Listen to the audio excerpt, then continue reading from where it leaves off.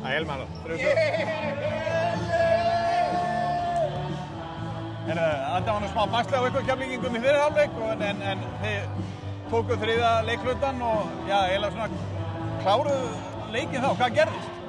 Sko, þetta var náttúrulega bara slök byrjun og á móti liði eins og Þór að þá refsaði manni alveg þvílíkt og við kannski skutum okkur sjálfan í fótinn.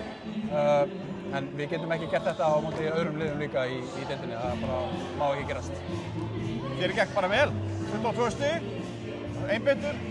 Já, ég var svona að reyna að komast á körfuna og reyna að fá villur að búa til fyrir liðfélagana að vinna ekki alveg, en ég reyna að leggja mig alltaf fram í vörninni því að þú skorir ekki þá getur alltaf lagt þig fram í vörninni.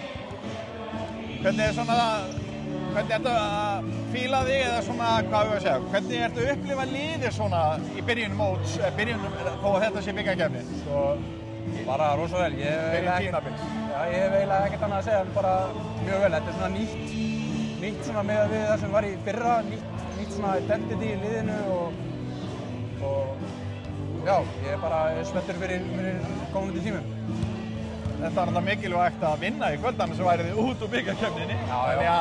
Ertu með aðra tilfinningu í bikarleikjum?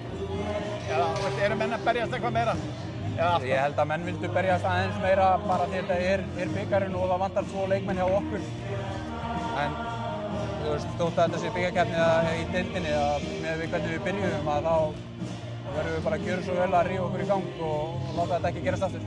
Þið unnu Stjörnuna í leiknum þar á undan, þannig að er góðu gangur bara í hópnum? Já, heldur betur og okkur langaði svolítið að byrja þennan leik þar sem við endum á móti Stjörnunni en við gerðum það ekki og þá var erfitt fyrir okkur í byrjun en við bara lærum af þessu og við erum bara á góðu róli. Takk fyrir.